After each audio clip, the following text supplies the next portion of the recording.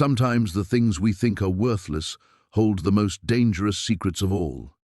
The rain drummed against the corrugated metal roof of the Portland storage facility as Marlene Cassidy clutched her last $200 watching wealthy bidders snap up unit after unit.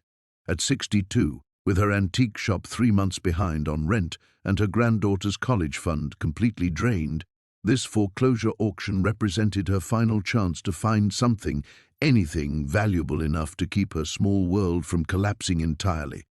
When Unit 47 came up for bid, she noticed something the others missed. The way the lock had been recently cut and rewelded, the faint smell of fear that seemed to seep from the shadows within.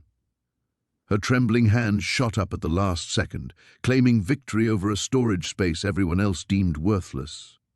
But inside that forgotten tomb of someone else's life, beneath moth-eaten curtains and water-damaged furniture, Marlene discovered something that would shatter everything she thought she knew about reality itself. The leather suitcase felt warm to her touch, and when she opened it, perfect stacks of 1920s currency stared back at her, bills so flawless they seemed to shimmer in the dim light. What she found next would drag her into a mystery spanning nearly a century, where nothing was quite what it seemed, and the line between authentic and counterfeit extended far beyond money. Before we jump back in, tell us where you're tuning in from, and if this story touches you, make sure you're subscribed, because tomorrow I've saved something extra special for you. Marlene's fingers traced the edges of the bills, her practiced eye, honed by 30 years as a bank teller before the layoffs, immediately cataloguing details. The paper felt authentic, with that distinctive cotton linen texture that modern reproductions never quite captured. The serial numbers were sequential but not suspiciously so, and the portrait of President Cleveland on the $1,000 bills seemed to watch her with knowing eyes. She lifted one stack carefully, inhaling the musty scent of old money mixed with something else, a metallic tang that reminded her of the ink from the printing presses at the Federal Reserve branch where she'd once taken a tour. But that was impossible. These bills predated modern printing techniques by decades. "Jesus, Mary, and Joseph," she whispered, her grandmother's favorite expression escaping before she could stop it. The suitcase contained at least $50,000, maybe more, enough to save her shop, pay Emma's tuition, maybe even take that trip to Ireland she'd been promising herself since Richard died 5 years ago. But even as hope bloomed in her chest, something nagged at her. In her banking days, she'd seen plenty of old currency. Depression-era bills usually showed wear, discoloration, the inevitable damage of time and handling. These looked like they'd been printed yesterday and aged by a master craftsman who understood exactly how money should look after 90 years. The rain intensified outside, and she could hear the auction winding down. Voices carried across the lot as the last bidders loaded their purchases into trucks and vans. Soon she'd be alone with her discovery, and the weight of that solitude pressed against her chest like a physical thing. She closed the suitcase and surveyed the rest of Unit 47. Beneath the obvious junk, a moth-eaten sofa, boxes of water-damaged books, a broken television from the 1980s. She noticed details that painted a picture of the previous owner. A man, judging by the clothes scattered in the corners, someone who'd lived modestly but possessed unusual interests, technical manuals on printing and paper manufacturing, chemistry textbooks that looked well used, a magnifying glass with multiple lenses, the kind jewelers used for precision work, and photographs, dozens of them, tucked into a shoebox that had somehow stayed dry despite the unit's obvious moisture problems. Black and white images of groups of men in suits, standing beside printing equipment that looked both antique and sophisticated. The photos were unmarked, but Marlene's eye caught something that made her stomach tighten. In several images she could make out sheets of currency hanging from drying lines like laundry. Her phone buzzed. A text from Emma, "Grandma, tuition deadline is tomorrow. I know you're trying, but maybe I should defer another semester." The words hit like a physical blow. Her granddaughter, brilliant, determined Emma, who'd already sacrificed 2 years to help keep the antique shop afloat, was ready to give up her dreams again. Because Marlene had failed to provide what family was supposed to provide: stability, security, hope for the future. She typed back quickly, "Don't worry, sweetheart. I've got something that might change everything." But even as she sent the message, doubt crept in. What if the money was stolen? What if she was about to compound her problems by becoming an accessory to some long-ago crime? In her banking days, she'd seen how dirty money had a way of contaminating everything it touched. The sound of engines starting filtered through the rain. The other bidders were leaving, heading home to sort through their legitimate purchases, while she sat in a storage unit with a suitcase full of impossible currency and a growing certainty that she'd stumbled into something much larger than a simple estate sale find. She pulled out her phone and photographed one of the bills, zooming in on the serial numbers and the treasury seal. If these were counterfeits, they were masterful ones. If they were genuine, then she'd just purchased the find of a lifetime for $200. Either way, she needed answers. Marlene gathered the photographs and the suitcase, leaving the rest of the unit's contents for now. She'd paid for a week's access, and whatever secrets Unit 47 contained weren't going anywhere. But the money, that needed immediate attention. As she walked back to her ancient Honda Civic, rain soaking through her threadbare coat, she caught sight of a black sedan parked across the street. Its windows were tinted too dark for the overcast day, and something about the way it sat motionless while other cars passed by made her skin crawl. She forced herself to walk normally, not to look back, but she could feel eyes on her as she loaded the suitcase into her trunk. When she finally pulled out of the lot, the sedan remained where it was, patient as a predator. But in her rearview mirror, just as she turned the corner, she saw it pull away from the curb and begin following at a careful distance.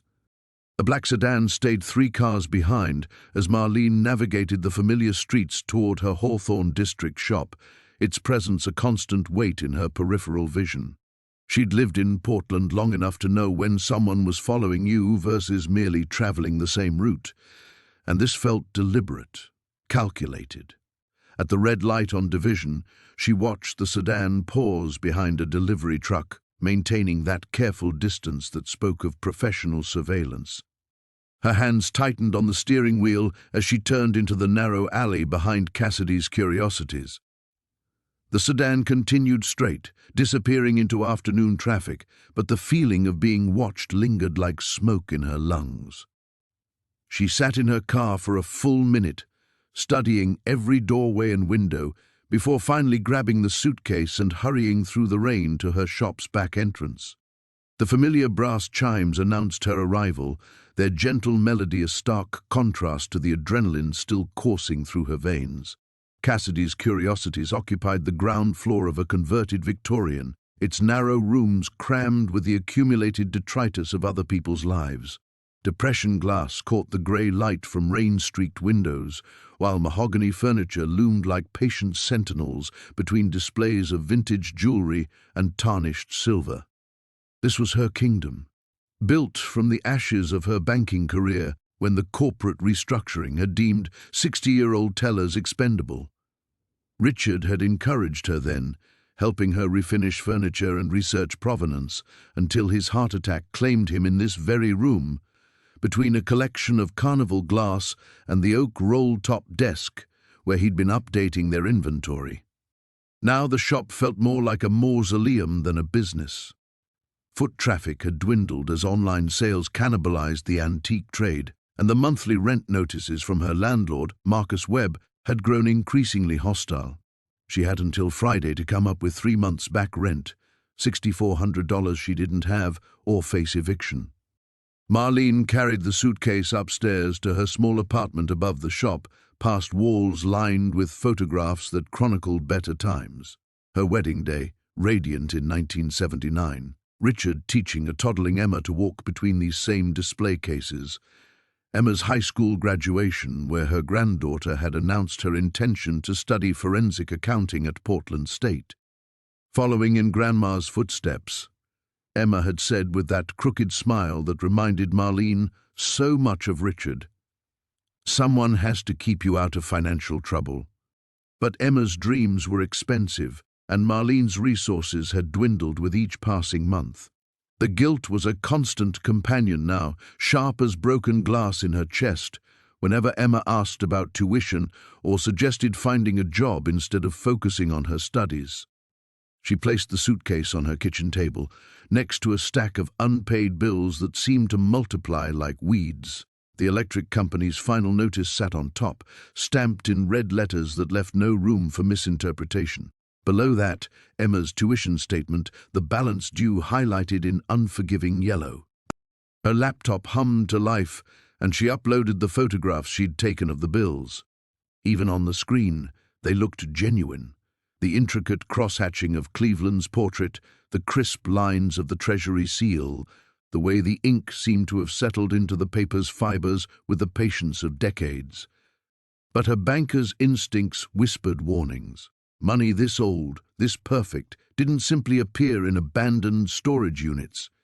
The shop's phone rang downstairs, its shrill tone cutting through the rain's steady percussion. She ignored it, letting the ancient answering machine handle whatever dealer wanted to haggle over prices she'd already cut to the bone. The second ring brought a different worry. What if it was Emma? What if something was wrong? But when she checked her phone, there were no missed calls, no messages, just the persistent feeling that something fundamental had shifted in her ordinary world, like a gear slipping out of alignment in a mechanism she'd never fully understood. Outside, Portland's December darkness gathered early, transforming familiar streets into landscapes of uncertainty. The shop below sat empty, its treasures waiting for customers who rarely came anymore. In 6 months, maybe less, she'd lose everything. The business, the apartment, the last tangible connection to the life she and Richard had built together. Unless the money in the suitcase was real. Unless she was brave enough to find out. Marlene made a cup of tea and settled at her kitchen table, studying the bills through her jeweler's loupe. Each detail seemed authentic, yet the perfection nagged at her like a persistent headache. In the morning, she'd take a sample to Frank Morrison, her coin dealer friend who'd apprenticed with master authenticators in San Francisco. Frank would know what she'd found, what it meant, what it was worth.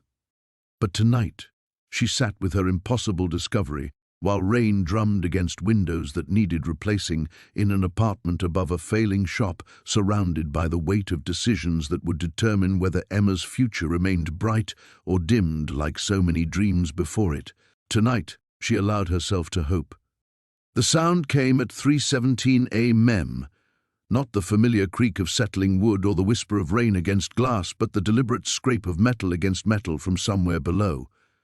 Marlene jolted awake on her kitchen table, her cheek bearing the impression of the jeweler's loupe she'd been using to examine the bills.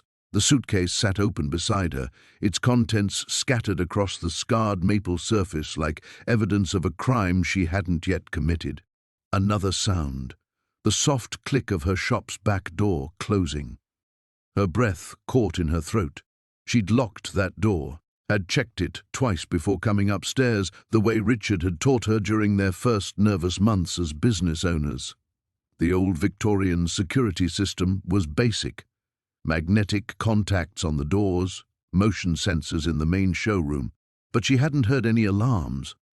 Footsteps moved through the shop below with practiced stealth, avoiding the creaky floorboards she knew by heart. Whoever was down there understood the building's geography, had studied its rhythms. The realization sent ice through her veins. Marlene gathered the bills with shaking hands, stuffing them back into the suitcase with none of her earlier reverence. The photographs scattered, and she grabbed what she could, leaving Cleveland's stern gaze watching her from the table as she crept toward her bedroom phone. The footsteps paused directly below her, as if the intruder sensed her movement through the ceiling. She held her breath, pressing herself against the wall beside her bed, the suitcase clutched to her chest like armor that wouldn't stop bullets. Her landline felt impossibly heavy as she lifted the receiver, but before she could dial 911, the line went dead, not the electronic silence of a severed connection, but the deeper quiet of a phone system that had been professionally disabled. The footsteps resumed, more confident now. Furniture scraped against hardwood as someone methodically searched her showroom. They weren't being destructive. This wasn't random vandalism or desperate theft. They were looking for something specific, moving with the patience of professionals who knew exactly what they wanted.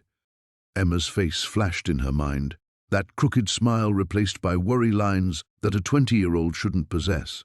Her granddaughter was safe in her dorm across town, probably asleep with textbooks scattered around her, like Marlene's bills were scattered around the suitcase. But if these people knew about the storage unit, if they'd followed her home, what else might they know? The sounds below stopped abruptly. In the sudden silence, Marlene could hear her own heartbeat, loud as thunder in her ears. Then came a new sound, the soft whir of her computer booting up downstairs at the checkout counter. Someone was accessing her business records, her customer database, her personal files. Her cell phone sat on the nightstand, charging cords snaking toward the wall like a lifeline. She reached for it slowly, afraid any sudden movement might trigger some response from below. Her fingers found the power button just as footsteps began climbing the narrow staircase to her apartment. The phone's screen blazed to life, far too bright in the darkness. She dimmed it frantically, but the damage was done. A thin line of light had escaped under her bedroom door, announcing her presence to anyone watching. The footsteps on the stairs paused. "Emma," she texted with trembling fingers. "Stay in your dorm tonight. Don't come to the shop tomorrow. I love you." She hit send, just as her bedroom door exploded inward. The man who entered moved like a shadow-given substance, dressed in dark clothes that seemed to absorb what little light filtered through her windows. He wasn't large, medium-height, forgettable features, but something in his stillness suggested violence held in careful check. His eyes found the suitcase immediately, and his expression shifted from professional interest to something approaching relief. "Mrs. Cassidy." His voice carried the faint trace of an accent she couldn't place. "We're going to need you to come with us." Us. So there were others, probably watching the building, ready to intercept her if she tried to run. The black sedan from the auction lot hadn't been paranoia after all. "I don't know what you want," she said, though they both knew she was lying. "The contents of storage unit 47 belonged to someone important to our organization. Someone who died before he could retrieve his property." The man's gaze never left the suitcase. "You've stumbled into something much larger than a simple estate sale, Mrs. Cassidy. The question now is whether you're smart enough to walk away or if you're going to force us to make this complicated." Marlene's mind raced. The photographs downstairs in the shoebox, groups of men in suits standing beside printing equipment, the technical manuals on papermaking and chemistry. The previous owner of Unit 47 hadn't just discovered counterfeits, he'd been part of creating them. "What happened to him?" she asked. "The man who owned the unit." The stranger's smile held no warmth. He asked too many questions. Outside, Portland's December night pressed against her windows like a living thing. Somewhere across town, Emma slept peacefully, unaware that her grandmother had opened a door that might never close again. The choice stretched before Marlene like a chasm: surrender the suitcase and hope these people honored their implied promise of safety, or fight for a discovery that could save everything she'd built, everything Emma needed. The stranger extended his hand. "The suitcase, Mrs. Cassidy, and then we'll talk."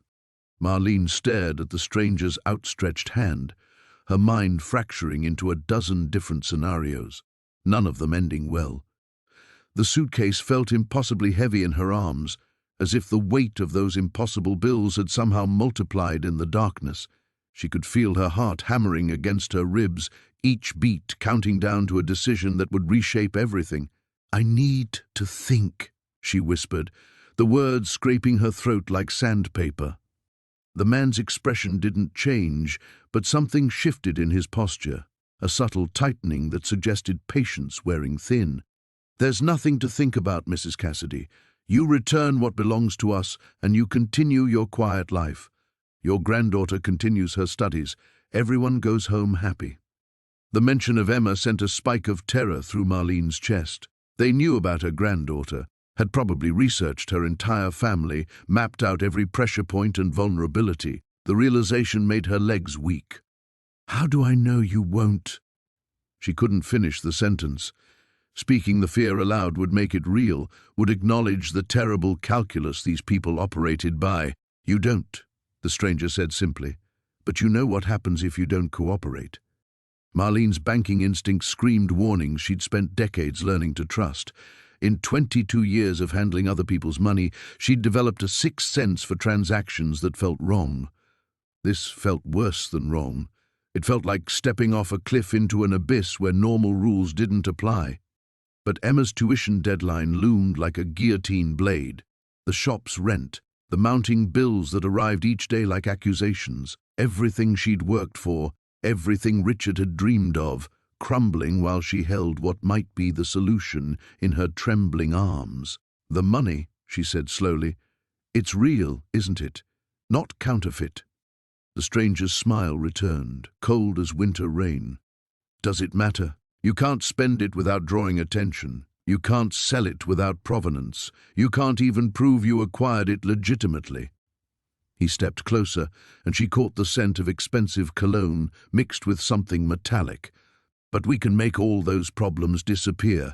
We can ensure your granddaughter's education is fully funded. We can arrange for certain debts to be forgiven.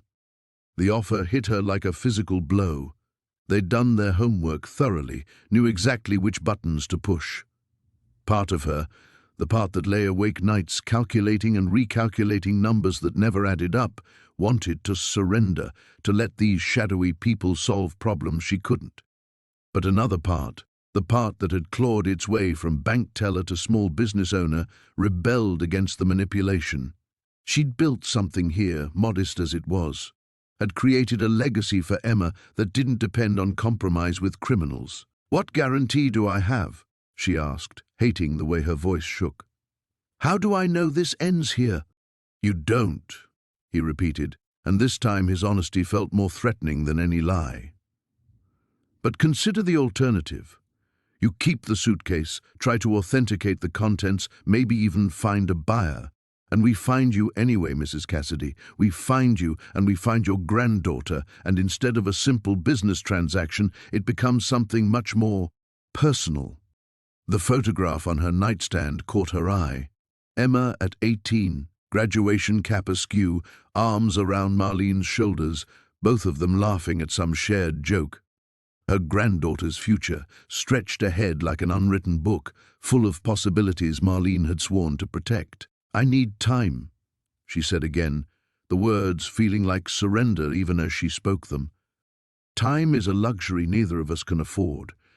The stranger's patience was evaporating, revealing something harder underneath. The people I work for aren't known for their tolerance of complications. The longer this drags out, the more likely it becomes that someone decides you know too much. Like the previous owner of Unit 47. The man who'd asked too many questions and ended up in a storage auction, his life's work scattered among dusty furniture and forgotten memories. Marlene wondered if he'd had a family, people who loved him, people who'd paid the price for his curiosity. Outside, a car door slammed somewhere on the street below. The stranger's eyes flicked toward the window, and for the first time, Marlene caught a glimpse of something that might have been nervousness. My associates are growing restless, he said, extending his hand again. The suitcase, Mrs. Cassidy. Last chance to keep this simple. Marlene looked at the impossible bills scattered on her table, at the photographs of men in suits standing beside printing equipment, at the life she'd built from the ruins of dreams deferred. Emma's face smiled at her from the nightstand, young and trusting and completely unaware that her grandmother stood at the crossroads between survival and principle. The stranger waited, patient as death itself, while 62 years of careful choices collapsed into this single moment of terrible clarity. The suitcase felt like it contained more than money now. It held the weight of every choice that had led her to this moment. Marlene's fingers tightened on the worn leather handle as she met the stranger's eyes, seeing her own reflection in their cold depths. Somewhere in that reflection, she glimpsed the woman she'd been before Richard's death, before the mounting bills and sleepless nights had worn her down to this fragile shell. "No," she said, the word cutting through the darkness like a blade. The stranger's eyebrows rose slightly, as if he'd heard wrong. "Mrs. Cassidy." I said no. Marlene stepped backward, clutching the suitcase against her chest. "I don't know what this is, what it means, but I'm not handing it over to people who break into my home and threaten my family." The temperature in the room seemed to drop 10 degrees. The stranger's composure cracked, revealing something predatory underneath. "You're making a mistake that will cost more than you can afford to pay." "Maybe." Marlene's voice grew steadier with each word. "But it's my mistake to make." She thought of Richard in his final moments, updating inventory at the roll-top desk, still fighting to save their dream even as his heart prepared to betray him. He'd never backed down from a challenge, never surrendered to the easy path. The least she could do was honor that memory now. The stranger reached inside his jacket, and Marlene's breath caught, but instead of a weapon, he produced a sleek black phone. His fingers moved across the screen with practiced efficiency. "This is unfortunate," he murmured into the device. "Yes, she's being unreasonable." "The granddaughter?" His eyes found Marlene's as he listened to whoever was on the other end. "Understood." 5 minutes. He pocketed the phone and studied her with something approaching professional interest. "You have 5 minutes to reconsider. After that, my instructions change significantly." Marlene's mind raced. 5 minutes to what? To gather her courage? To call for help that wouldn't come? To say goodbye to the life she'd known? Her cell phone sat on the nightstand, but even if she could reach it, who would she call? The police would arrive to find a confused old woman with a suitcase full of what might be stolen money, facing well-dressed visitors who would claim to be conducting legitimate business. "The photographs," she said suddenly, "the ones downstairs in the shoebox. Who were those men?" The stranger's expression shifted, becoming genuinely curious. "You saw the documentation?" "I saw something. Printing equipment. People in suits who looked like they meant business." Marlene forced herself to breathe slowly, to think like the banker she'd once been. "This isn't about counterfeiting, is it? It's about something bigger. Much bigger." The stranger moved to her window, peering through the blinds at the street below. "Your predecessor understood that. He also understood the consequences of trying to expose it. So you killed him. We protected our interests, just as we'll protect them now." He turned back to her, and in the dim light filtering through her bedroom window, his face looked carved from stone. "The Cascade counterfeit ring has operated successfully for nearly a century, Mrs. Cassidy. We've survived economic crashes, world wars, changes in technology that would have destroyed lesser organizations. We didn't achieve that longevity by allowing curious antique dealers to threaten our operations." Nearly a century. The words echoed in her mind as pieces of an impossible puzzle began falling into place. Bills dated 1923, created with techniques that didn't exist until the 1980s. Equipment that looked both vintage and modern. Men in suits spanning generations, standing beside machinery that shouldn't have been able to produce what she'd found in that suitcase. "My granddaughter," she said quietly. "Whatever this is, whatever you're involved in, she's innocent. Innocence is a luxury we can't afford." The stranger checked his watch. 3 minutes, Mrs. Cassidy. Your choice." Marlene looked around her bedroom, at the photographs chronicling a life of modest happiness, at the bills stacked on her dresser like accusations, at the future closing in around her like a trap she'd sprung herself. Emma's face smiled at her from the nightstand, frozen in that moment of graduation joy when everything still seemed possible. The smart choice was obvious. Hand over the suitcase, accept whatever deal these people offered, and hope they honored their implied bargain. Keep her head down and her mouth shut, the way she'd done for 22 years behind a bank counter, processing other people's dreams while her own gathered dust. But Richard's voice whispered in her memory, reminding her of the woman she'd been before fear convinced her to settle for safety over truth. Marlene walked to her closet and pulled out a heavy winter coat. She slipped the suitcase's strap over her shoulder and turned to face the stranger. "Then I guess we're all out of luck," she said, and stepped toward her bedroom window. The stranger's hand moved toward his jacket with deadly precision, but Marlene was already fumbling with the window latch, her fingers numb with adrenaline and desperation. The old mechanism stuck, painted shut by years of Portland winters, and precious seconds ticked away as she clawed at the stubborn metal. "Mrs. Cassidy, step away from the window." His voice carried a new edge, the polite veneer finally cracking. "You're 3 stories up." "Then I guess we'll find out how much this suitcase means to you," she gasped, finally feeling the latch give way. Cold December air rushed into the room, carrying the scent of rain and exhaust from the street below. The fire escape outside her bedroom window was a rusted skeleton of metal that had probably violated safety codes for decades, but it was her only chance. She swung one leg over the sill, the suitcase banging against the window frame as she struggled to maintain her balance. "Stop!" The word cracked like a whip behind her. "You have no idea what you're dealing with." Marlene paused.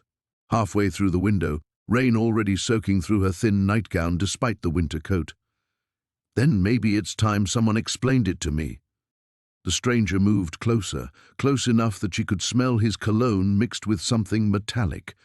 Gun oil, she realized with a chill that had nothing to do with the weather. The ring doesn't explain itself to anyone. It simply is.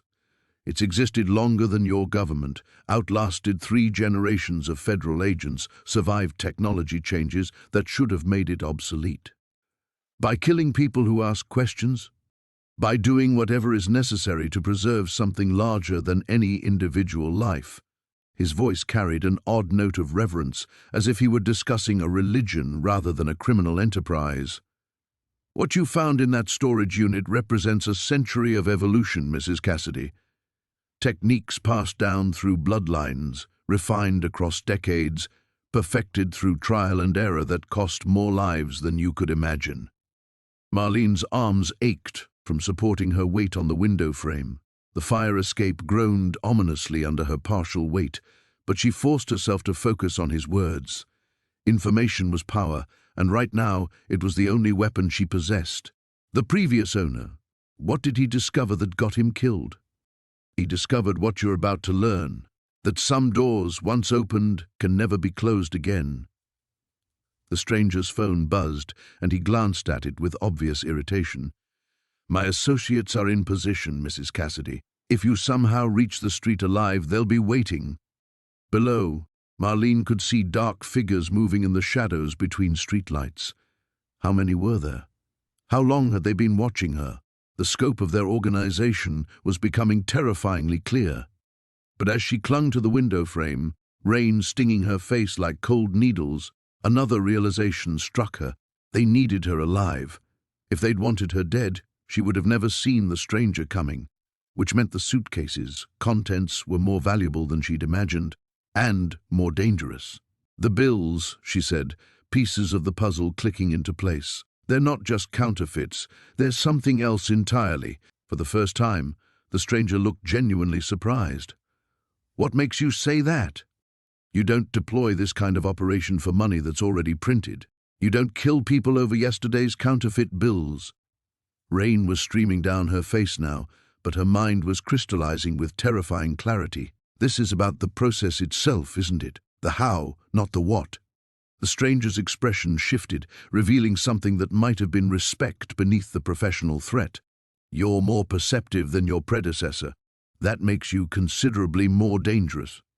A car engine roared to life somewhere below, followed by the squeal of tires on wet asphalt. Shouts echoed through the night, but they weren't coming from the street. They were coming from inside her building. Heavy footsteps pounded up the stairs, multiple sets moving with military precision. "My associates grow impatient," the stranger said, but his eyes flicked toward the door with obvious concern. "Those aren't my people." Marlene's blood turned to ice water. "Then who?" The bedroom door exploded inward for the second time that night, but the figures who poured through moved with different energy entirely. Federal agents, she realized, recognizing the coordinated choreography from countless crime dramas.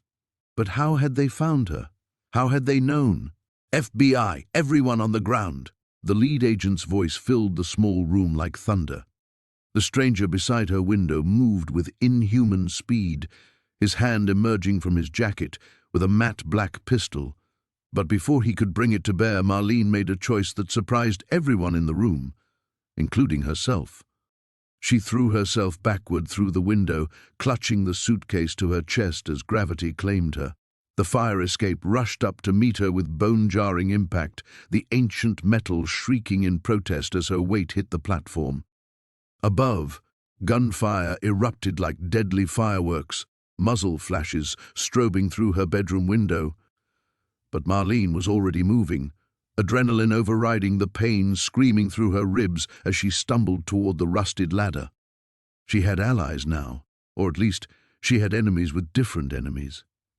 In this shadow world she'd stumbled into, that might be enough.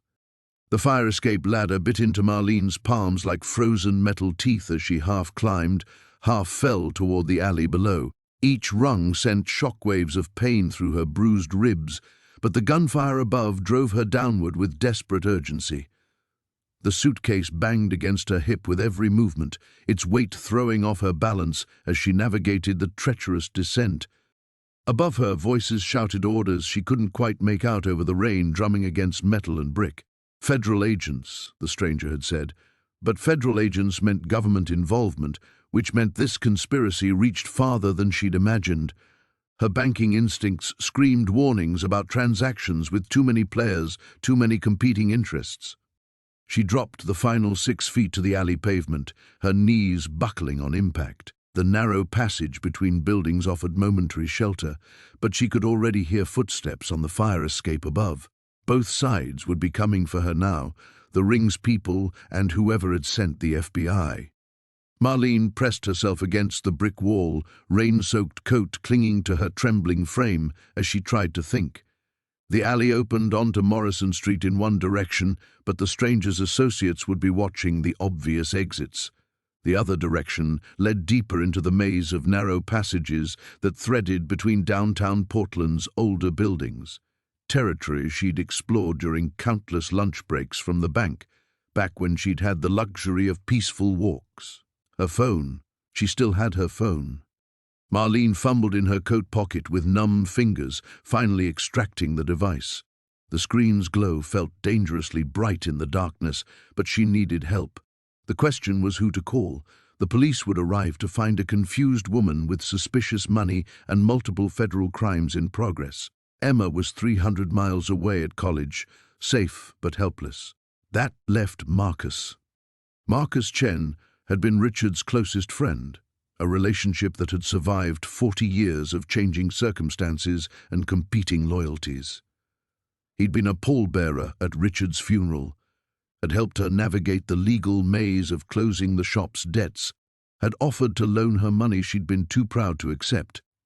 Most importantly, Marcus was a retired detective who understood how to move through dangerous situations. Her fingers shook as she dialed his number, praying he'd answer a call at nearly midnight. "Marlene?" Marcus's voice carried immediate concern. "What's wrong?" "I'm in trouble." She kept her voice low, glancing up at the fire escape where flashlight beams were beginning to probe the darkness. "Real trouble, Marcus. The kind where people might get hurt." "Where are you?" "Downtown, an alley behind my building." She could hear him moving around, probably reaching for clothes and keys.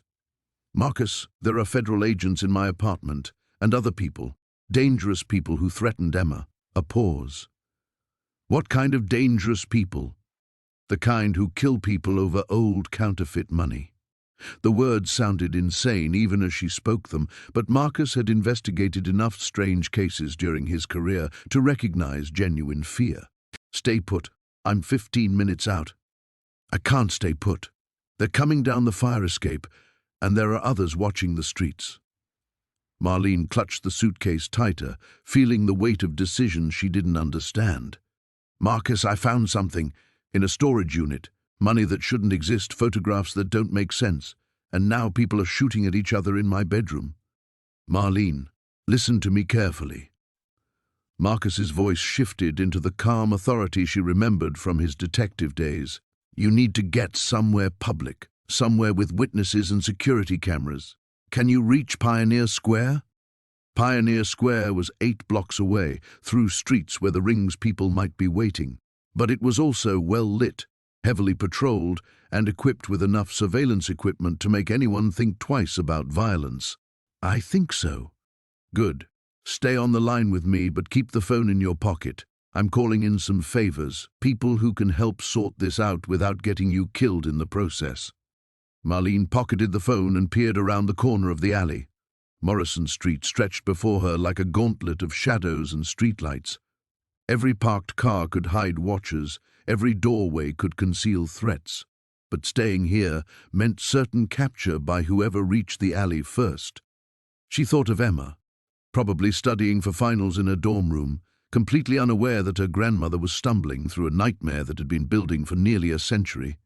Whatever was in this suitcase, whatever the ring had killed to protect, it was now her responsibility to keep it from destroying more lives. The stranger's words echoed in her memory. Some doors, once opened, can never be closed again. She'd opened the door when she'd bid on Unit 47. Now she had to decide whether to walk through it or spend the rest of her life looking over her shoulder. Marlene stepped onto Morrison Street, clutching impossible money and heading toward an uncertain salvation. The first block passed in a blur of terror and adrenaline.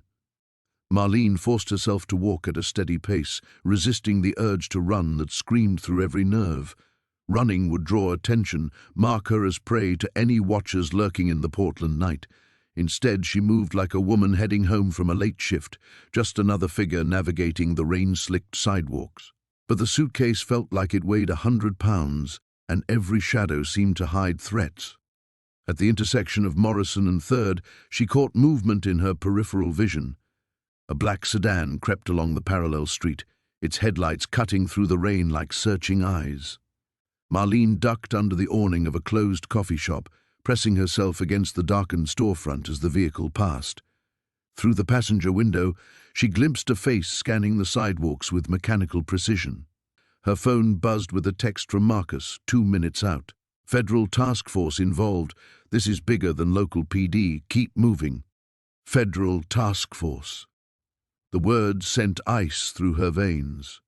This wasn't some small-time counterfeiting operation that had spiraled out of control. The ring commanded resources she'd never imagined, enemies powerful enough to mobilize federal agencies in the middle of the night.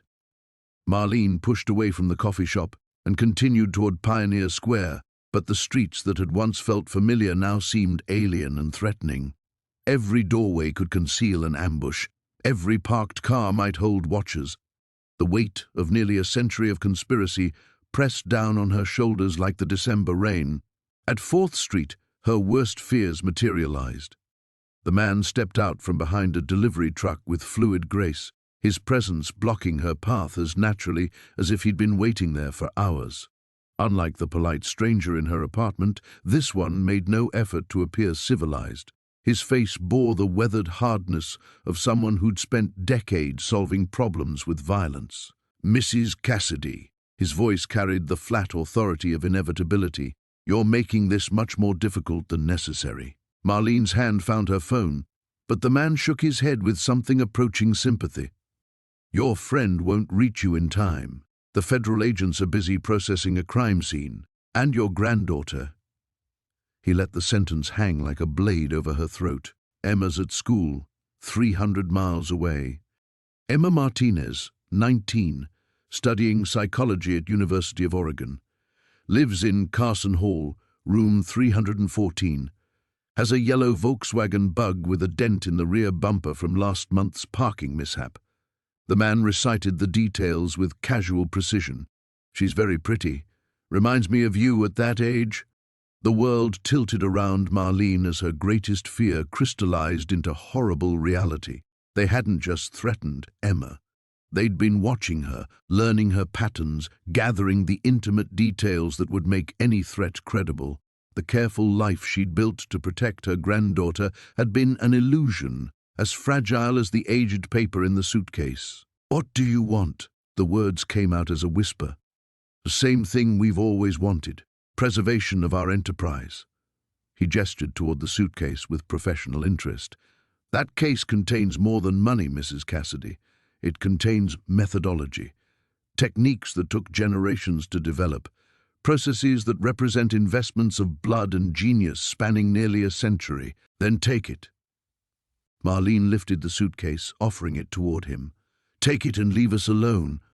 The man's laugh held no warmth.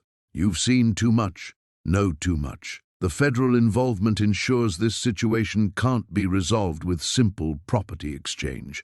I don't understand any of it. The bills, the photographs, the equipment, none of it makes sense. It will. He stepped closer, close enough that she could smell tobacco and something metallic on his breath. The ring has survived because we adapt.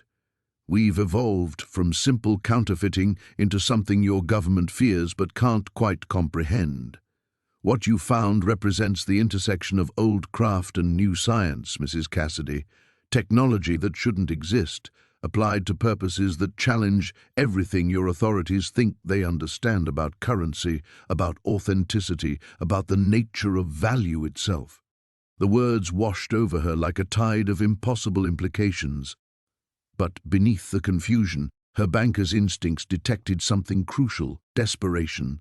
They needed her cooperation for reasons beyond simple recovery of stolen property, which meant she still held cards in this deadly game. The federal agents know where I am, she said, fighting to keep her voice steady. If something happens to me, then your granddaughter becomes our primary concern. The man's phone buzzed, and he glanced at it with obvious irritation. You have one chance to end this without consequences for anyone you care about. Come with me now, answer our questions honestly, and perhaps we can reach an accommodation. Marlene thought of Emma's laugh, her dreams of helping troubled children, the bright future that hung in the balance of this moment. Then she thought of Richard's voice, whispering courage across the years. Some things were worth fighting for, even when the odds promised only destruction. She clutched the suitcase tighter and made her choice. No. The word escaped her lips before fear could stop it. Carrying 40 years of stubborn determination, Richard had always both loved and cursed. I won't come with you. The man's expression shifted, surprise flickering across weathered features. Mrs. Cassidy, you don't seem to understand the gravity. I understand perfectly. Marlene's voice grew stronger, even as her hands trembled. You need what's in this case. You need what I know. Which means Emma's safety depends on my cooperation, not my compliance. His phone buzzed again, the sound sharp in the rain-soaked night. This time his glance carried genuine concern.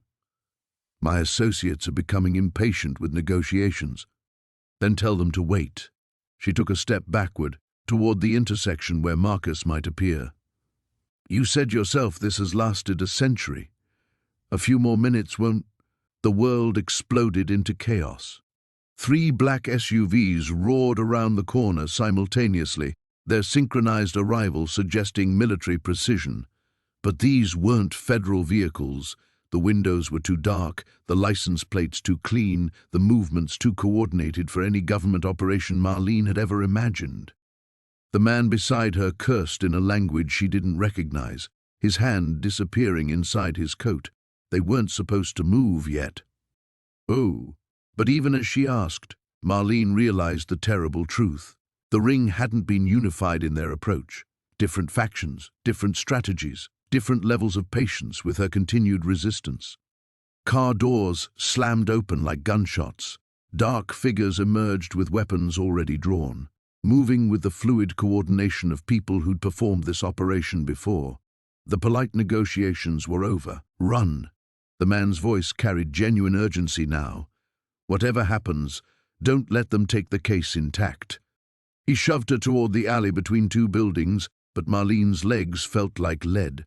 This wasn't the careful dance of threats and countermeasures anymore. This was violence, immediate and inevitable, and she was hopelessly unprepared for its reality. The first gunshot shattered the night like breaking glass.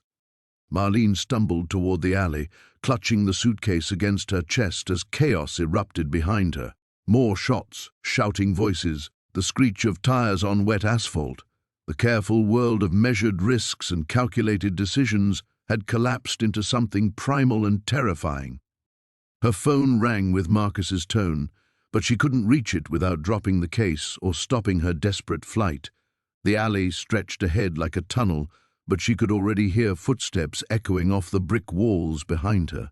They were herding her. The realization struck like ice water. The alley didn't lead to safety.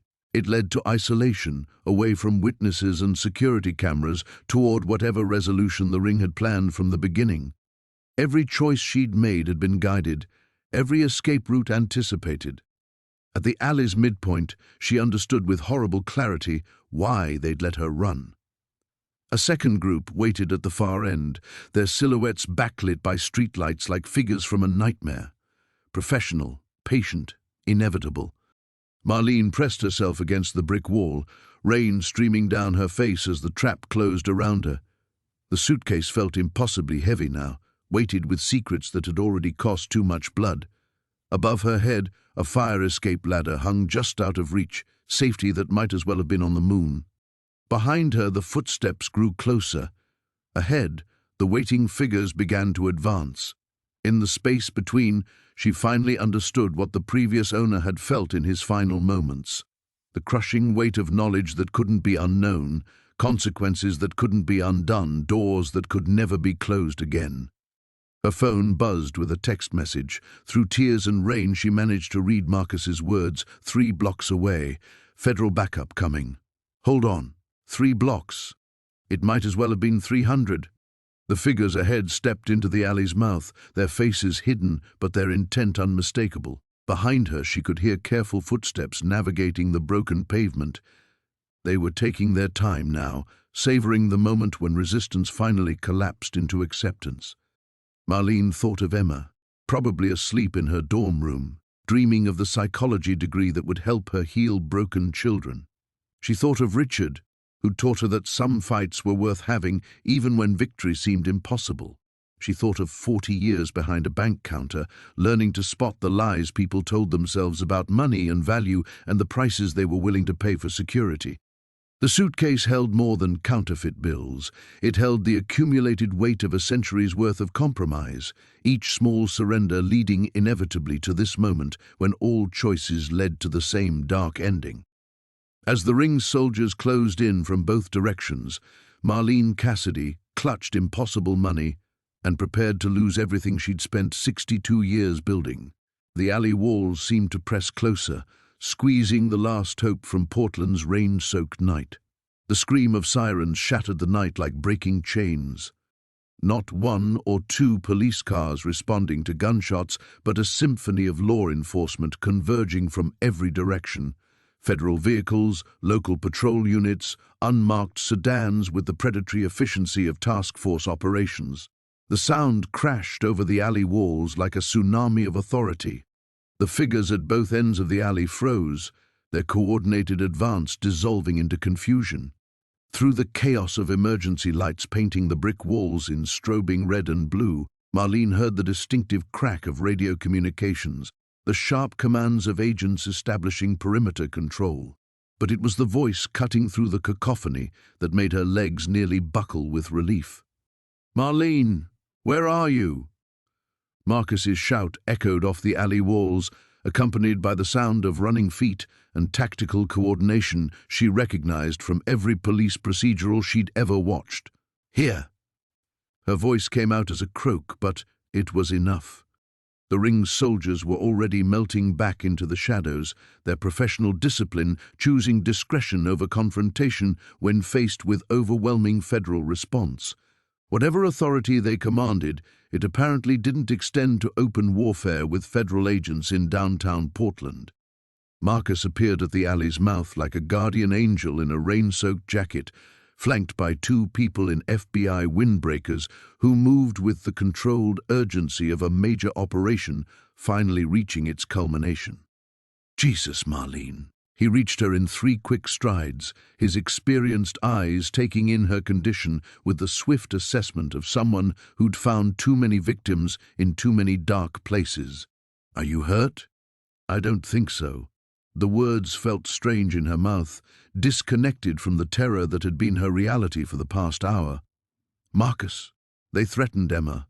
They know where she lives, what she drives, everything. Emma's fine. One of the FBI agents stepped forward, a woman whose voice carried calm authority despite the chaos around them. Agent Sarah Chen, yes, Marcus's daughter. We've had protective details on your granddaughter since this afternoon, Mrs. Cassidy. She's safe. The revelation hit Marlene like a physical blow. This afternoon? But I only found the suitcase yesterday morning. How could you possibly... Because you weren't the first person to discover Walter Morrison's storage unit. Agent Chen's expression was grim. 3 other people found pieces of this operation over the past 18 months. They're all dead. The alley seemed to tilt around Marlene as the implications crystallized. You've been watching me, using me as bait. Marcus stepped closer, his face carrying the weight of 40 years of friendship and a decision that had clearly torn at his conscience. When you called me about the counterfeit bills, I had to report it. But Marlene, we've been hunting the Cascade Ring for decades. They've always been one step ahead, always managed to disappear before we could build a case.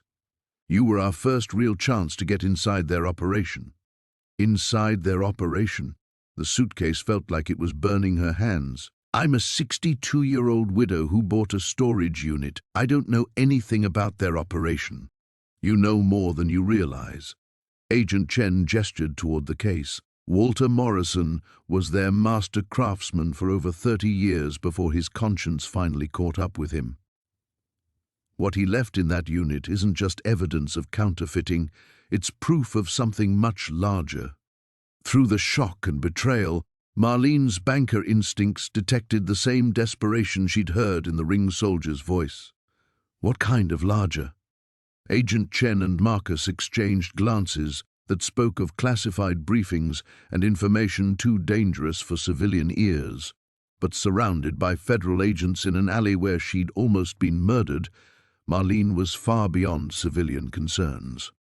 The bills in that suitcase represent technology that challenges our understanding of currency, authentication, Agent Chen said finally.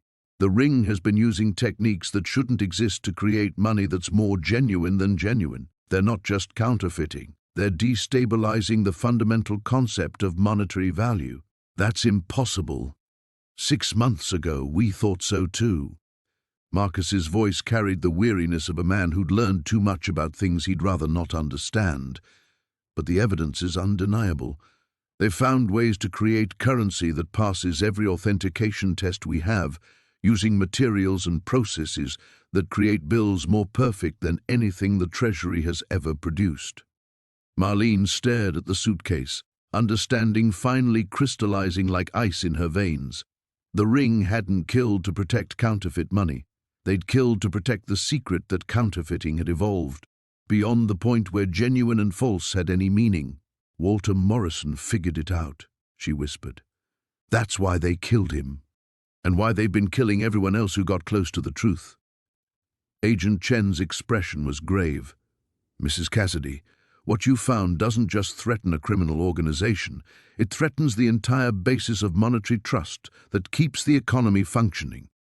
The weight of a century's conspiracy settled on Marlene's shoulders like a lead blanket. She wasn't just holding evidence of crimes, she was holding the key to a secret that could destroy everything. For a long moment, the weight of revelation pressed down on Marlene like the rain-soaked Portland night itself. The suitcase in her hands felt heavier now, transformed from mysterious discovery to civilization-threatening weapon. Around her, federal agents maintained their protective perimeter while emergency lights painted the alley walls in strobing patterns that made reality feel fractured and uncertain. I need to sit down, she said finally, her voice barely audible above the tactical radio chatter. Marcus guided her to a dry spot under a fire escape, his hand steady on her shoulder. I know this is overwhelming, Marlene, but you need to understand, we couldn't approach you directly. The ring has people everywhere, government agencies, financial institutions, even local law enforcement. The only way to protect you was to let them think you were operating alone. Until I wasn't. The betrayal stung, But beneath it, Marlene felt something unexpected stirring, not anger but a cold, calculating determination she recognized from her banking days. "You used me as bait, hoping I'd draw them out into the open." "It worked," Agent Chen said simply. "Tonight's operation captured 7 ring operatives, including 2 we've been hunting for over a decade. But Mrs. Cassidy, this is far from over. What we disrupted tonight was just one cell of a much larger organization." Marlene looked up at the woman who carried Marcus's eyes, but none of his gentleness. "How much larger?" "Conservative estimates suggest the Cascade Ring has been operating continuously for nearly 90 years, with cells in at least 12 countries. They've evolved from simple counterfeiters into something approaching a shadow financial institution. The technology Walter Morrison documented represents the culmination of decades of development, processes that make their product indistinguishable from legitimate currency by any known means." The implications crashed over Marlene like successive waves, each one larger and more devastating than the last. If their money is perfect, if it passes every test, then the only thing distinguishing it from real money is the authorization of governments that may not even know it exists. Marcus finished her thought with grim precision. "Marlene, they're not just counterfeiting currency. They're demonstrating that the entire concept of authentic money is an illusion we maintain through collective agreement." But instead of despair, Marlene felt her mind beginning to work with the sharp clarity that had made her the best fraud detector in her branch. 40 years of spotting forgeries, analyzing suspicious transactions, and understanding the human psychology behind financial deception had prepared her for exactly this moment. "Walter Morrison left more than just evidence in that storage unit," she said slowly, pieces clicking together with almost audible precision. "He left instructions. A roadmap for someone like me."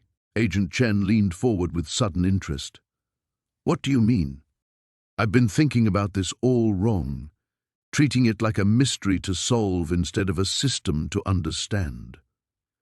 Marlene's voice grew stronger as the pieces assembled themselves. Morrison wasn't just their craftsman, he was their institutional memory. 90 years of techniques, contacts, processes, all stored in one man's experience. When his conscience finally cracked, he didn't just steal evidence, he stole their entire operational blueprint. Marcus and his daughter exchanged glances that confirmed her reasoning. "The photographs, the equipment specifications, the detailed notes," Agent Chen said. "We thought they were just documentation of past crimes. They're a manual." Marlene stood up, energy flowing back into her tired body as understanding crystallized. Morrison didn't just want to expose them. He wanted to give someone the tools to dismantle them completely. But it had to be someone they'd underestimate, someone who could get close without triggering their sophisticated detection systems. "A retired bank teller," Marcus said quietly. "Someone with exactly the right background to understand financial fraud, but without any obvious law enforcement connections." The rain was lessening, and through the emergency lights, Marlene could see the careful choreography of federal agents processing the scene. Professional, thorough, but ultimately reactive. They were fighting the ring's current operations without understanding its fundamental structure. "You've been trying to catch them in the act of counterfeiting," she continued, her banker's instincts now fully engaged. "But that's not how you destroy an organization like this. You follow the money, not the fake money, the real money, the profits, the investments, the legitimate businesses they use to launder decades of perfect counterfeits."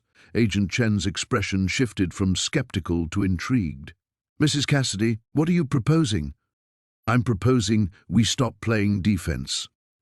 Marlene looked down at the suitcase with new eyes, seeing not evidence but ammunition. Morrison didn't just document their counterfeiting techniques, he documented their entire financial ecosystem. Bank accounts, shell companies, investment strategies, all the infrastructure they've built to convert perfect fake money into legitimate wealth. "That's incredibly dangerous," Marcus protested. These people have been killing because they're desperate," Marlene interrupted. "Tonight proved that. They're not invincible, They are vulnerable, and Walter Morrison gave us the exact tools we need to exploit those vulnerabilities. The weight of conspiracy no longer felt crushing. Instead, it felt like opportunity, the chance to turn a century of criminal evolution against itself. For the first time since finding the suitcase, Marlene smiled. The smile felt foreign on Marlene's face after everything she'd endured, but it carried the steel determination that had sustained her through 40 years of banking and 18 months of widowhood. Around her, the federal agents continued their methodical work, but she was no longer watching from the sidelines. She was planning. "Agent Chen," she said, her voice carrying new authority, "I need to see everything in Morrison's documentation, not just the counterfeiting techniques, the financial records, the business connections, every detail about how they move money through the legitimate economy. Mrs. Cassidy, with respect, you're a civilian who's already been through enough tonight. I'm a former senior bank teller with 4 decades of experience in fraud detection, and I just survived an assassination attempt because these people are terrified of what I might learn." Marlene's interruption cut through Agent Chen's professional caution like a blade. "More importantly, I'm the only person they've revealed themselves to who's still alive. That makes me your best asset, not your biggest liability."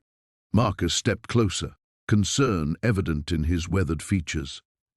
"Marlene, what you're suggesting goes far beyond what we can protect you from.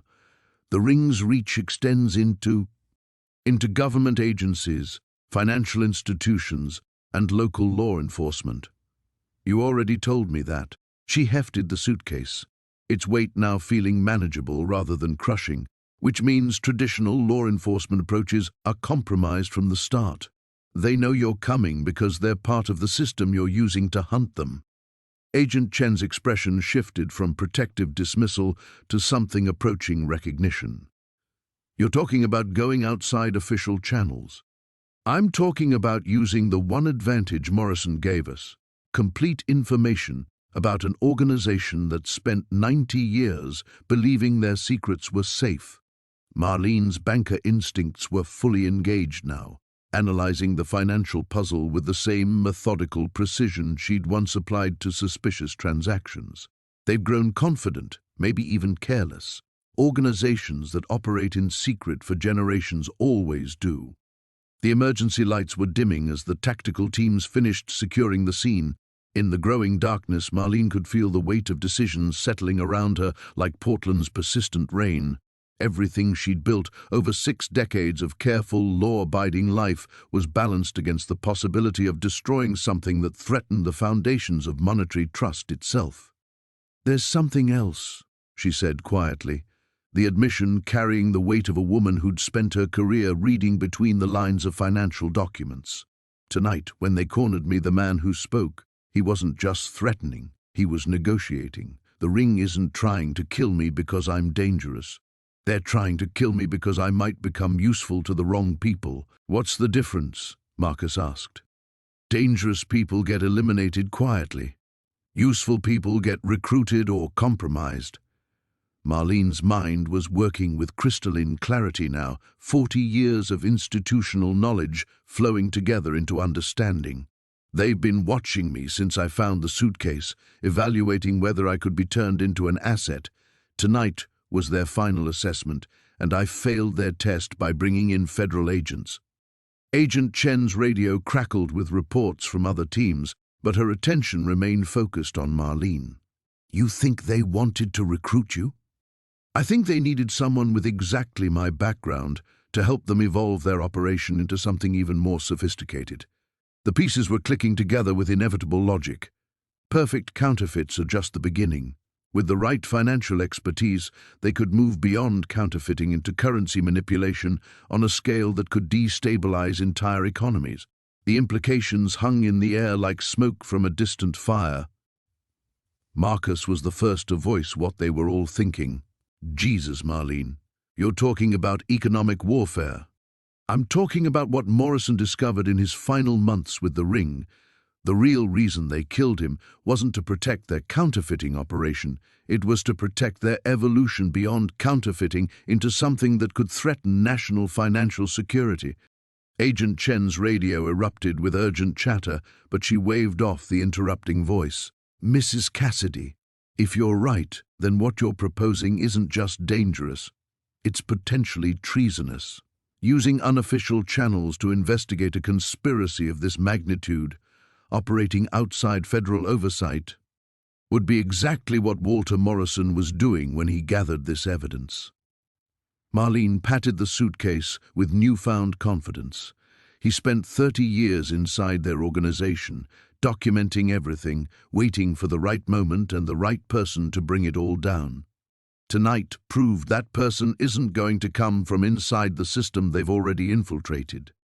The rain had stopped completely now, and in the growing silence, Marlene could hear the distant sounds of Portland returning to its normal rhythms. But normalcy felt like a luxury she could no longer afford. The suitcase contained more than evidence. It contained responsibility for secrets that could reshape everything. "So, what exactly are you proposing?" Agent Chen asked finally. Marlene looked at Marcus, then at his daughter, then down at the case that had transformed her from struggling antique dealer into something she'd never expected to become. "I'm proposing we finish what Walter Morrison started," she said. "All of it." Agent Chen's expression hardened as the full implications of Marlene's proposal settled between them like a challenge thrown down in the Portland night. "Mrs. Cassidy, you're talking about infiltrating a criminal organization that's been perfecting their craft since the 1930s. These people have survived federal investigations, economic upheavals, and technological revolutions that destroyed lesser criminal enterprises. They've survived because they've never faced someone who understood their business model from the inside." Marlene's voice carried the quiet confidence of a woman who'd spent 4 decades reading the hidden stories that numbers told. "Morrison gave us their financial DNA, every account, every shell company, every legitimate business they used to transform perfect counterfeits into real wealth. But more than that, he gave us their psychology." Marcus shifted uncomfortably, his protective instincts warring with recognition of something he'd seen in Marlene's eyes during their banking days, the cold precision she brought to impossible puzzles. "What do you mean, their psychology?" "I mean, Morrison understood why they recruited him in the first place, and why they've sustained themselves across multiple generations." Marlene opened the suitcase with deliberate care, her movements now carrying the authority of someone who finally understood what she possessed. "Look at these documents again, but not as evidence of counterfeiting. Look at them as the operational manual of a shadow financial institution." Agent Chen leaned closer as Marlene spread Morrison's papers across the hood of a nearby federal vehicle. Under the harsh emergency lighting, the documents transformed from mysterious artifacts into something approaching a corporate strategic plan. Here, investment portfolios spanning 70 years, shell companies incorporated in 12 countries, real estate holdings worth hundreds of millions.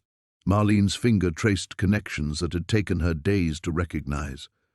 They're not just counterfeiting money, they're building a parallel economy. And Morrison documented every connection, every vulnerability, every single point where their operation touches the legitimate financial world. The federal agents gathering around them represented decades of law enforcement experience, but Marlene could see in their faces the same recognition that was crystallizing in her own mind. They were looking at something beyond traditional criminal enterprise, something that had evolved into a threat requiring entirely new approaches. "The test isn't whether I can infiltrate their organization," she continued, her voice steady despite the magnitude of what she was proposing. "The test is whether I can do what Morrison spent 30 years preparing for, turn their own perfection against them." Agent Chen's radio erupted again with reports from field teams, but this time she answered with crisp authority. "All units, maintain perimeter but stand down active operations. We're moving to Phase 2. She clicked off and fixed Marlene with a stare that carried the weight of national security implications. Mrs. Cassidy, what you're describing would require resources and authorization levels that don't exist within normal channels, because normal channels are exactly what the ring has been monitoring and penetrating for 90 years. Marlene's interruption carried the force of absolute certainty. Morrison knew that. That's why he didn't take his evidence to the FBI or Treasury or any official agency. He hid it in a storage unit and waited for someone like me, someone connected enough to understand it, but invisible enough to act on it. Marcus placed a steadying hand on her shoulder, but his expression reflected growing understanding rather than concern. You're talking about becoming bait again, but this time intentionally. I'm talking about becoming something they've never encountered, someone who understands their operation better than they think possible, operating outside the systems they've learned to control. Marlene closed the suitcase with deliberate finality. Morrison left us the keys to their kingdom, but only if we're willing to use them the way he intended.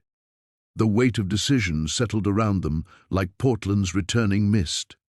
Agent Chen's expression shifted through calculation, protocol considerations, and something approaching admiration for a 62-year-old widow who'd transformed terror into strategic opportunity. The resources required for an operation like this, Agent Chen said slowly, would have to come from compartmentalized funding, unofficial oversight, complete operational security. Exactly what Morrison was hoping for when he chose a foreclosure storage unit over official channels. Marlene's smile returned, but now it carried the dangerous edge of a woman who'd found her purpose in the most unlikely circumstances. He wasn't just hiding evidence from the ring, he was hiding it from everyone until the right person found it and understood what it really represented. Marcus looked between his daughter and his oldest friend, seeing in both women the same relentless determination that had made them formidable in their respective fields. So what's the first step? Marlene hefted the suitcase one final time, its weight now feeling less like burden than weapon. The first step is accepting that everything I've been doing since finding this case has been the test Morrison designed. Learning their methods, surviving their attempts at recruitment and elimination, understanding the scope of their operation. She looked up at Agent Chen with eyes that held 40 years of financial expertise and 18 hours of life-changing revelation. The test is over, she said quietly. Now we begin the mission. Agent Chen's radio shattered the momentary calm with sharp static. Control, we have movement on the east perimeter, multiple vehicles approaching fast. The federal agents around them shifted into combat readiness with practiced efficiency, but Marlene felt something deeper than fear settle into her bones, a cold recognition that the ring wasn't finished with her yet. They'd come for the suitcase, and they'd come in force. How many? Agent Chen barked into her radio while drawing her sidearm. 6 vehicles, coordinated approach pattern. They're not trying to hide. Marcus stepped protectively toward Marlene, but she was already moving, her mind calculating with the same precision she'd once applied to balanced ledgers. They're not here to negotiate, she said, clutching Morrison's suitcase against her chest. They're here to end this permanently. The first explosions came from the north, not the sharp crack of gunfire, but the deeper rumble of professional demolitions. Emergency lights flickered and died as the power grid took damage. In the sudden darkness, Marlene heard Agent Chen coordinating defensive positions with clipped military precision, but she knew with banker's certainty that traditional tactics wouldn't save them. They've been planning this since the moment I walked into that storage unit, she said, her voice cutting through the tactical chatter. Every move I've made, every person I've contacted, they've been 3 steps ahead, waiting for me to lead them to exactly this moment. Automatic weapons fire erupted from multiple directions, the sound sharp and professional in the Portland night. Federal agents returned fire with disciplined bursts, but Marlene could see the tactical situation deteriorating with mathematical clarity. The ring had superior numbers, superior positioning, and the advantage of having orchestrated this confrontation from the beginning. Agent Chen grabbed Marlene's arm with urgent force. Mrs. Cassidy, we need to extract you immediately. There's an armored vehicle. No, The word came out with surprising strength. Running now means they win everything. Morrison's evidence, 40 years of institutional knowledge, every connection we've uncovered, all of it disappears if I disappear. Marcus appeared beside them, his face grim in the muzzle flashes. Marlene, this isn't about being brave. This is about staying alive long enough to... To what? Hide in protective custody while they dismantle everything Morrison died to preserve? She hefted the suitcase with both hands, its weight now feeling like destiny rather than burden. They're here because they're desperate. Tonight proved their operation is vulnerable, and they know it. Another explosion, closer this time, sent debris raining down around them. Through the smoke and chaos, Marlene glimpsed figures moving with military precision, not desperate criminals, but professional operators executing a carefully planned assault.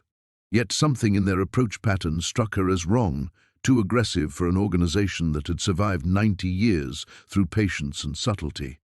"Agent Chen," she called over the weapon's fire, "they're making too much noise, too much exposure. This isn't how the ring operates." "What do you mean?" "I mean they're acting like people who have nothing left to lose." The realization crystallized with horrible clarity. This isn't just about stopping me, this is their endgame. They're burning everything to protect something bigger. A figure emerged from the smoke 40 yards away, weapon raised. Agent Chen put 2 rounds center mass without hesitation, but Marlene was already moving, her mind racing through Morrison's documentation with desperate speed. Financial records, shell companies, investment portfolios. All the pieces she'd been analyzing suddenly rearranged themselves into a pattern that made her blood freeze. "They're not here for the evidence," she said, her voice barely audible over the gunfire. "They're here because tomorrow something happens that makes all of this evidence irrelevant." "What are you talking about?" Marcus demanded. "Morrison's final entries, the dates, the timeline he was tracking. I thought he was documenting past operations, but he was documenting something scheduled for..." She stopped, the mathematical precision of her revelation hitting like physical impact. "Today is the 90-year anniversary of their first operation. This isn't just symbolic, it's operational."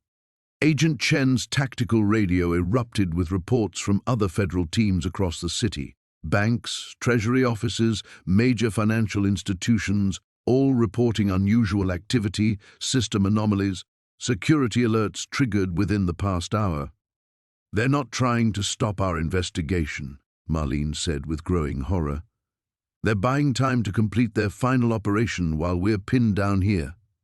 The suitcase felt impossibly heavy in her hands as the true scope of Morrison's discovery became clear. He hadn't just documented decades of counterfeiting. He'd uncovered the ring's ultimate objective, the culmination of nearly a century of preparation. In the strobing light of weapons fire and emergency flares, Marlene made the most important decision of her 62 years of careful, responsible living. "I'm going to them," she announced. "Absolutely not," Agent Chen and Marcus said simultaneously. "They want this case, and everything I know about their operation." "Fine." Marlene stood up despite the chaos around her, Morrison's leather suitcase clutched like a shield against the darkness. "But they're going to get it on my terms." The gunfire intensified around them as Marlene stepped into the open, Morrison's suitcase held high above her head like an offering to the darkness. Agent Chen lunged forward to pull her back, but Marcus caught the federal agent's arm with surprising strength. "Let her go," he said quietly. "I've seen that look before. She's not surrendering. She's setting a trap." The shooting stopped with startling abruptness. In the sudden silence, Marlene's voice carried across the debris-strewn lot with crystalline clarity. "I know what you're really after. Morrison left more than just evidence. He left instructions." A figure emerged from the shadows 50 yards away, weapon lowered but ready. Even at distance, Marlene recognized the calm authority of someone accustomed to absolute control.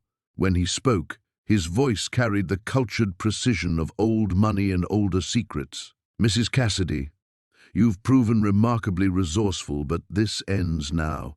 Bring us the case." "The case is worthless without the authentication codes," she called back, the lie flowing from her lips with banker's confidence.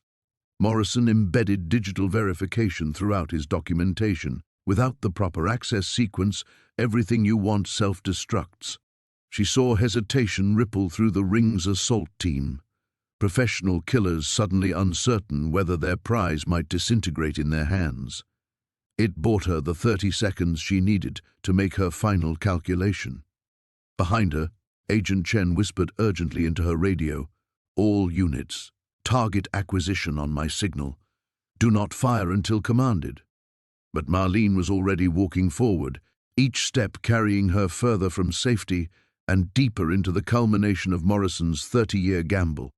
The suitcase felt impossibly heavy, weighted not just with evidence but with the accumulated trust of everyone who'd believed in her.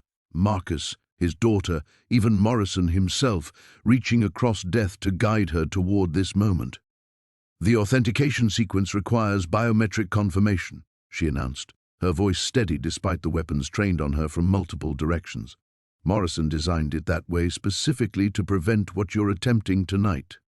The Ring's leader stepped closer, and Marlene finally saw his face clearly, younger than she'd expected, with the lean intensity of someone born into generational conspiracy. "You're lying." Morrison was too practical for such elaborate security measures. Morrison was too practical to leave 90 years of accumulated secrets vulnerable to theft. Marlene stopped 20 feet away, close enough to see the calculation in her enemy's eyes. But he was also practical enough to build in insurance policies. She opened the suitcase with deliberate slowness, revealing Morrison's meticulously organized documentation. But nestled beneath the financial records was something she hadn't mentioned to Agent Chen, a small electronic device Morrison had hidden in the case's lining, its purpose unclear until this moment. "Failsafe activation requires living confirmation from someone with appropriate financial credentials," she continued, her finger hovering over the device's single button. Morrison chose his insurance policy very carefully. The Ring's leader raised his weapon with cold precision. "Mrs. Cassidy, you're bluffing with stakes you don't understand. What we're protecting tonight transcends your small comprehension of... I understand that your 90-year operation ends in 6 hours when global financial markets open and discover what you've done to the currency verification systems," Marlene interrupted, Morrison's final revelation crystallizing with terrible clarity. "You're not just counterfeiting money anymore. You're preparing to authenticate your counterfeits through the legitimate banking networks themselves." The silence stretched taut as her words hit their mark. She could see recognition in the Ring leader's expression, not surprise but the grudging respect of a chess player whose opponent had finally grasped the scope of the game. "Morrison left you more than evidence," she continued, her voice growing stronger with each word. "He left you the keys to dismantle everything they've built, but only if you're willing to pay his price." "What price?" Agent Chen called from behind her. Marlene's finger pressed down on the device's button, feeling it click with mechanical finality. Around the lot, smartphones and tactical radios erupted simultaneously with incoming data streams. Morrison's complete files broadcasting to every law enforcement agency, financial institution, and regulatory body in the global network. "The price of making this evidence public before their final operation can succeed," she said, watching the ringleader's face transform from confidence to fury. Morrison programmed everything for delayed transmission. In 10 minutes, every bank in the world will know exactly what to look for. The weapons fire resumed with desperate intensity, but Marlene was already diving toward the federal agent's position, the now empty suitcase spinning away into darkness. She'd given up Morrison's carefully preserved secrets, the most precious gift a dead man could offer, but in sacrificing his evidence, she'd transformed it into something the Ring could never reclaim or destroy. As Agent Chen dragged her behind cover, Marlene realized Morrison's true genius wasn't in preserving his secrets, but in designing their perfect destruction. Victory required sacrifice, and she'd finally understood what the old counterfeiter had been waiting 62 years for her to give. The weapon's fire died away gradually. like a violent storm finally exhausting itself against the Portland night. Marlene found herself pressed against the cold concrete barrier, Agent Chen's protective arm still across her shoulders, both women breathing hard in the sudden quiet. Around them, federal agents maintained defensive positions with weapons trained on shadows that no longer moved. "Control, this is Chen. Report status on all hostiles." The agent spoke into her radio, her voice professionally calm despite the tremor Marlene could feel in her grip. 6 down, 3 in custody. Remaining suspects fled on foot, but we've got units in pursuit. The response crackled through static, but the relief was unmistakable. Marlene slowly raised her head above the barrier, staring at the empty space where Morrison's suitcase had come to rest. The leather case lay open like a broken promise, its contents now racing through fiber optic cables to every corner of the global financial system. She'd held those secrets for less than 24 hours, but their weight had fundamentally changed her understanding of what one person could accomplish when pushed beyond the boundaries of careful, ordinary life. "Mrs. Cassidy," Agent Chen's voice seemed to come from very far away. "Are you injured?" "I don't think so." Marlene flexed her fingers, surprised to find them steady. The adrenaline that had carried her through the confrontation was ebbing, leaving behind something that felt like profound exhaustion mixed with unexpected peace. "Is it really over?" Marcus appeared beside them, his face pale but determined. "The immediate threat, yes, but what you just unleashed." He gestured toward the glowing screens of tactical equipment around them, each displaying incoming confirmations as financial institutions worldwide received Morrison's data. "This is going to have consequences none of us can predict." Agent Chen was coordinating with her teams, but Marlene could see her attention splitting between operational requirements and the growing scope of what Morrison's evidence was revealing. The Ring's final operation wasn't just ambitious, it was comprehensive enough to threaten the fundamental trust that held international banking together. "Agent Chen," Marlene said quietly, "how long before we know if Morrison's transmission worked?" "Banking systems are already responding. Look." She angled her tactical tablet toward Marlene, showing cascading alerts as verification protocols activated across continents. Every major financial institution is running emergency authenticity checks on their reserve currencies. Whatever the Ring was planning for market opening, they've lost the element of surprise. Marlene watched the data streams with the professional satisfaction of someone who'd spent 40 years understanding the intricate mechanisms that kept money trustworthy. Morrison's evidence wasn't just exposing individual crimes, it was providing global banks with the knowledge they needed to identify and quarantine nearly a century of sophisticated counterfeits before they could destabilize entire economies. "He really did it," she murmured, speaking more to Morrison's memory than to anyone present. 30 years of preparation, and he actually built a system that could save the financial world by destroying itself. Marcus settled beside her on the concrete, his presence grounding her in the reality that she'd somehow survived an encounter that should have killed her. "Morrison chose well when he left that storage unit for you to find. Someone else might have turned the evidence over to authorities and hoped for the best.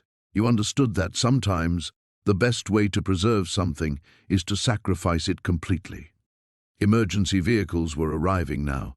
Ambulances, additional federal agents, crime scene specialists who would spend months analyzing what had happened in this abandoned lot.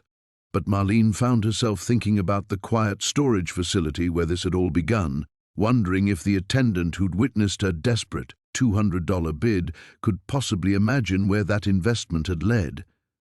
Agent Chen returned, her expression mixing professional satisfaction with genuine concern. "Mrs. Cassidy, there's something you need to understand about what happens next. Morrison's evidence is going to trigger investigations across multiple countries, spanning decades of criminal activity. You're going to be the primary witness in cases that could reshape international law enforcement cooperation. Meaning your life as an anonymous antique dealer is over.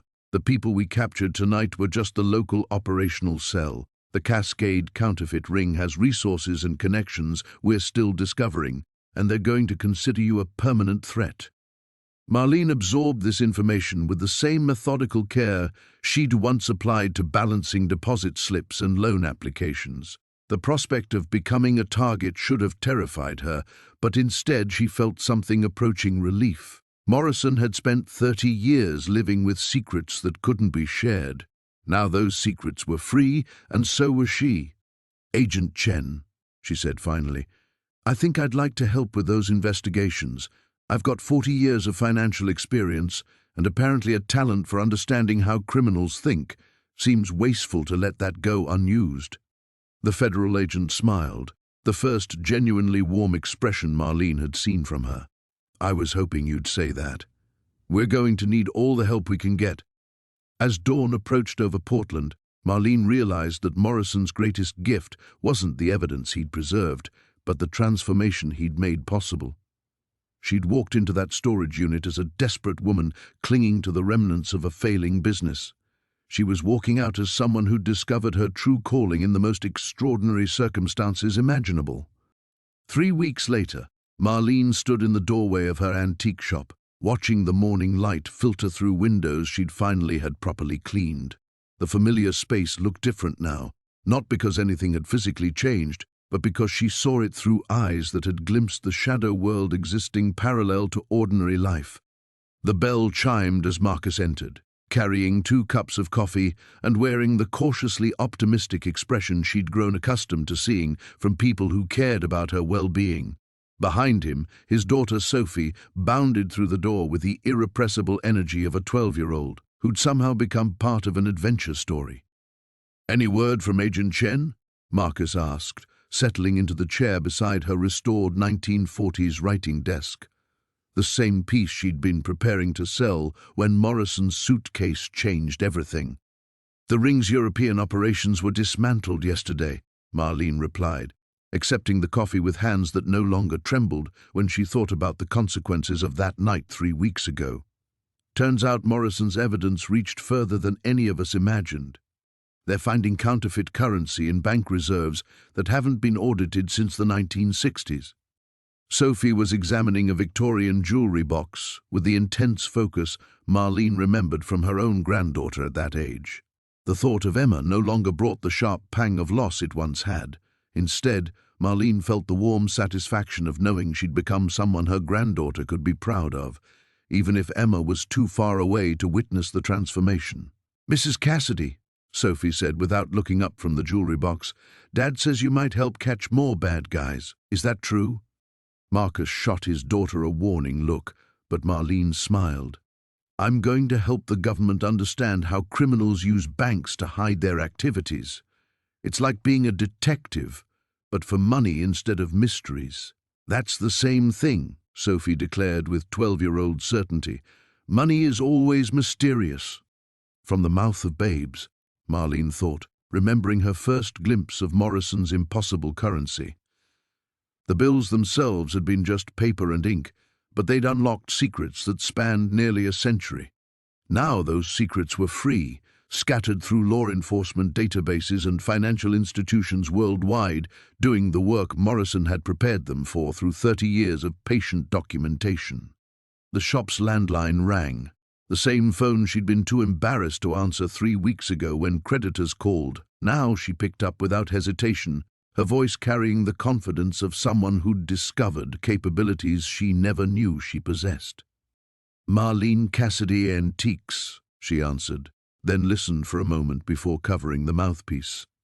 "It's Agent Chen. The Treasury Department wants to formalize my consulting arrangement."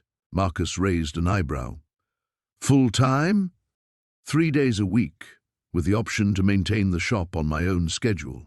Marlene felt something approaching joy as she spoke the words. "They're creating a new position specifically for analyzing historical financial crimes. Apparently, my combination of banking experience and recent fieldwork makes me uniquely qualified." She returned to the phone call, working through details with the professional satisfaction of someone negotiating from a position of strength rather than desperation. When she finally hung up, Marcus was grinning with undisguised pride. "Morrison really did know what he was doing when he left that storage unit for you to find," he said. I don't think he knew, Marlene replied, moving to the window where she could see the ordinary street that had sheltered her quiet desperation for so many months. I think he just understood that sometimes the right person appears exactly when they're needed most, even if they don't know they're the right person until circumstances reveal who they really are. Sophie had moved on to examining a collection of Depression-era glass, handling each piece with the careful reverence Marlene had once reserved for Morrison's evidence. "Will you still sell antiques?" the girl asked. "The best antiques tell stories about people who lived interesting lives," Marlene said, thinking about the leather suitcase that had contained so much more than old money. "I think I'll keep telling those stories, but I'll also be living one worth telling myself." As Marcus and Sophie prepared to leave, Marlene found herself studying the shop with new appreciation. The antiques surrounding her weren't just remnants of other people's lives. They were evidence that ordinary objects could carry extraordinary significance when handled by the right person at the right moment. She'd entered that storage facility as someone clinging to the past, desperately hoping to salvage something from the wreckage of her carefully planned life.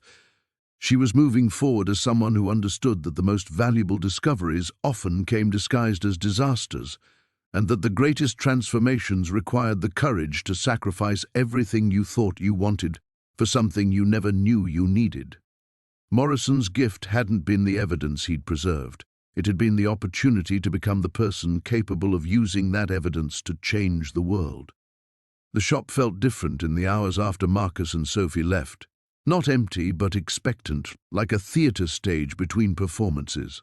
Marlene moved through the familiar space, straightening displays and dusting surfaces, but her mind was already reaching toward the Treasury Department office, where she'd begin her new role on Monday. The Victorian jewelry box Sophie had admired caught the afternoon light, its mother-of-pearl inlay gleaming with the same subtle beauty that had first drawn Marlene to antiques decades ago. She opened it carefully, listening to the delicate melody that tinkled forth, a waltz from another era, preserved in brass springs and tiny hammers. Like Morrison's evidence, the music box had waited patiently for someone to unlock its secrets. Her phone buzzed with a text from Agent Chen, final ring arrests made in Vancouver. Morrison's documentation led to recovery of $847 million in counterfeit reserves. "Thank you for everything, Em." $847 million. Marlene tried to comprehend the scope of what Morrison had prevented, what her desperate $200 bid had ultimately accomplished. The number felt abstract, but she understood its human meaning. Retirement funds protected, small businesses saved from collapse, economic stability preserved for ordinary people who would never know how close they'd come to losing everything. She walked to the back office, where Morrison's empty suitcase now sat on her desk, repurposed as a filing system for her consulting contracts and Treasury Department correspondence. The leather had aged beautifully, she noticed. Genuine patina earned through decades of carrying secrets too dangerous for their own time. Now it would carry different documents, legitimate papers that proved her transformation from struggling shopkeeper to federal consultant specializing in historical financial crimes. The bell chimed again, and Marlene looked up to see a young woman in a business suit, her nervous energy instantly recognizable to someone who'd spent years evaluating loan applicants. "Excuse me," the woman said, approaching with the careful politeness of someone entering an unfamiliar world. "I'm looking for something special for my grandmother's birthday. She's 93 and loves antiques, but I don't really know." She gestured helplessly at the displays surrounding them. Marlene smiled, settling into a role that felt both familiar and transformed. "Tell me about her. What kind of life has she lived?" As the young woman described her grandmother, a former seamstress who raised 5 children during the Depression, who still hand-stitched quilts for great-grandchildren she'd never expected to meet, Marlene found herself moving through the shop with renewed purpose. Not searching for the most expensive items, but listening for the connections that would make an object meaningful. "This," she said finally, lifting a simple wooden sewing box from a corner shelf. 1930s, probably made by a husband for his wife when factory-made versions were too expensive. See how the joints are hand-cut but perfectly fitted? Someone put real love into the craftsmanship. The young woman opened the box, revealing tiny compartments designed for buttons and threads, needles and thimbles. Her expression shifted from polite interest to genuine emotion as she imagined her grandmother's hands working with similar tools through decades of careful mending and creation. "It's perfect," she said softly. "How much?"